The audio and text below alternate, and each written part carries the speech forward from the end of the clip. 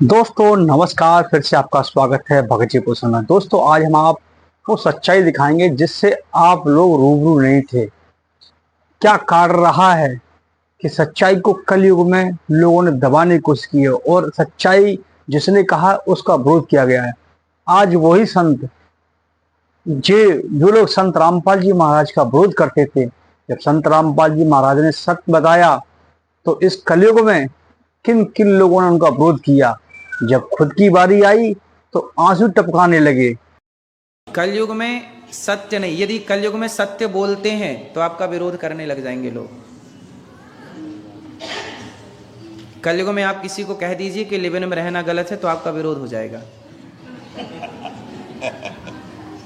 क्योंकि कलयुग में सत्य नहीं, आप सत्य नहीं बोल सकते। मैंने बोला तो सत्य कि आजकल कुछ लोग लिव इन में रह के गलत करते हैं तो उसका मेरा विरोध कर किया लोगों ने, बड़े बड़े लोगों ने विरोध किया, क्योंकि सत्य पसंद नहीं है, इनको झूठ पसंद है। यदि इनके लिए कह दिया जाए कि आप लिव इन में रह रहे हैं, सही कर रहे हैं, अरे तो महाराज जी बहुत अच्छे, आप तो हमारा सपोर्ट कर रहे हैं। लेकिन यदि हम कह दें कि नहीं जी लिव इन में रहना गलत है, आप लोग ही बताइए लिव इन में रहना सही है कि गलत है?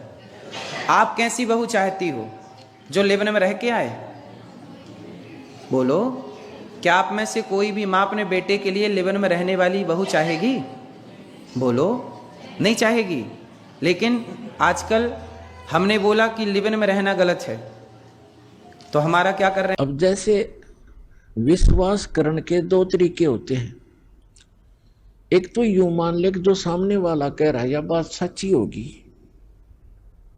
और नहीं फिर उसके बताए अनुसार कुछ करके प्रैक्टिकल देख ले तो वो भी बात फिर वह सच्चाई तो ऊपर आएगी। जैसे एक किसान था और एक सेठ के पास अपनी फसल बेचकर आता था मंडी में, और उसका आड़ती था पक्का और नहीं जाता था कहीं पर। एक दिन क्या हुआ कि जब वो फसल लेकर गया 2-3 महीने 4-6 महीने के बाद, तो पता चला कि उस सेठ की दुकान बंद है। पूछने से कारण का पता चला कि उसका दिवाला निकल गया, वो अब आड़ती नहीं रहा। तो उसका मित्र भी हो गया था वो बहुत अच्छा। अब उसके पास गया, उसके कुछ पैसे भी देने थे, वो कुछ उधार ले जाता था उससे सेठ, वो किसान। उसके घर गया सेठ के, उससे पूछा सेठ जी क्या बनेगी? भाई बहुत बुरा हाल हो गया, मेरा तो घाटा लग गया बिजनेस में बहुत गना, और मेरा दिवाला निकल गया, रोजी रोटी को भी दूभर हो गए, कुछ रास्ता बता मेरे को मित्र। अब किसान को तो अपने ही प्रोसेस का पता था, प्रोसीजर का। कहने लगा भाई मैं तो अपना खेती बाड़ी के बारे में बता सकता हूँ और तेरी मदद कर दूंगा जितना मेरे से हो सकेगी। आप वहाँ खेती कर लो, हमारे गाँव में चलो, आपको कुछ ठेके पर, कुछ मैं अपनी जमीन बहुत है वैसे दे दूंगा, और आप उसमें बोलो, बीज भी उधार दिलवा दूंगा। उसको उसको जमीन को बहाने वाले व्यक्ति से नहीं लेंगे, और अपना कर लो आप फसल। उसने सोचा चल भाई ठीक है, जब ये इतना साथ दे रहा तो वो चला गया किसान के साथ। अब किसान ने बताया कि ये 10 एकड़ जमीन है, इसको पहले हल से बहा दे, इसका घास खत्म हो जाएगा। घास खड़ा था उसमें, तो उसने किसी किराए के हाली को लिया, उससे बहा दिया। अब कुछ दिनों के बाद उसमें फिर घास हो गया, तो किसान ने कहा कि इसको एक बार फिर बहा दे। उसको कई बार बहाना पड़ता है, अक्सर तरह कुछ ऐसे हैं।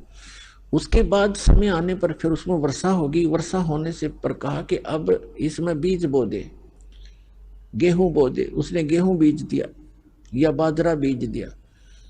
अब वो तो लाला जी था, रोजाना के 200-400 रुपये लेता था, गले में उठाता था। हर वहाँ चवन्नी नहीं आ रही, रोज खर्च ही खर्च हो रहा है, और डेली लिख रहा है। बाई वाली ने लिए 5 रुपये, दूसरी बार लिए 5 रुपये, तीसरी बार लिए 5, 15 रुपये तो खर्च हो लिए उसके, और अन इनकम अभी कोई आशा नहीं। जब उसने गेहूं बीजे, गेहूं का भी हिसाब ला लिया, बीज 50 रुपये का बीज गेहूं का, वो भी लिख लिया।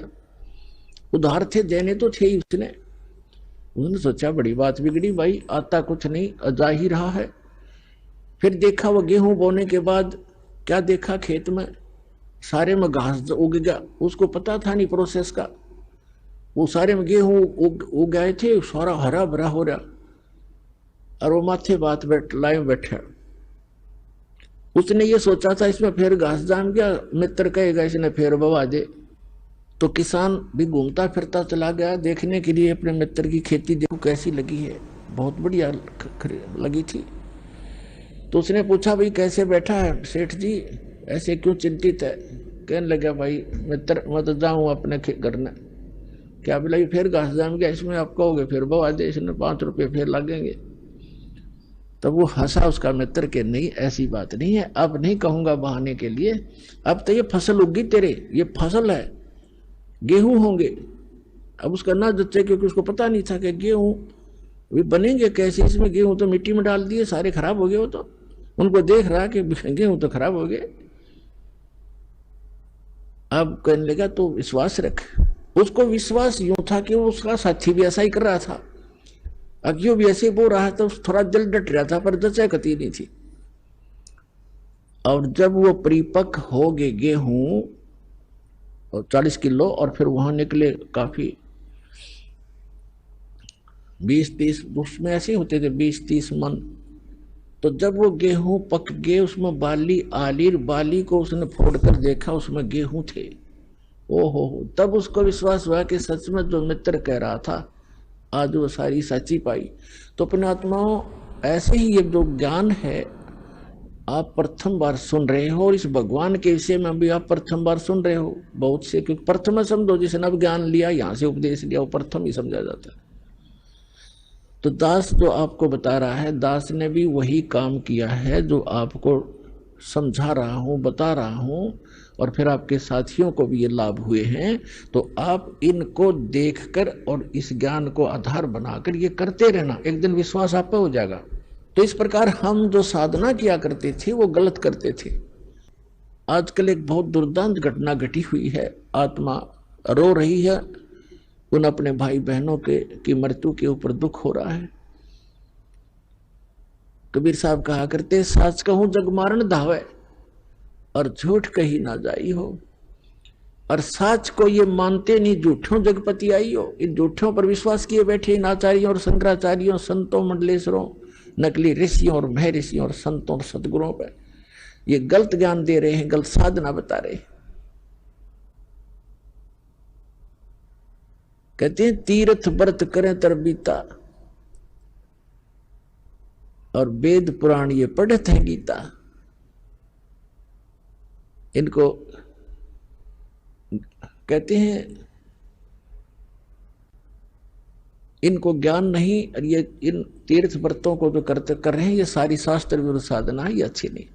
तो अभी हम सुन रहे हैं, खबरें सुन रहे हैं, एक केदारनाथ नाम का एक धाम है जो हिंदुओं के लिए परम पूज्य और मोक्ष का स्थान बताया गया था नकलियों द्वारा। और वो श्रद्धालु जैसे ही गुरुजी बताते हैं बच्चे तो वैसे ही करते हैं, विद्यार्थी वहां चले गए।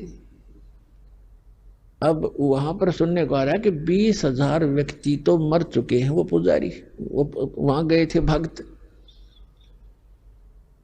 अपने आत्माओं सबसे बड़ा हादसा है इस कलयुग का युग, जहां पर इतने भगत मर गए हों और आसपास के वैसे बहुत से लोग भी मारे गए जो वहां रहा करते थे, वो भी उस अमरनाथ के पुजारी।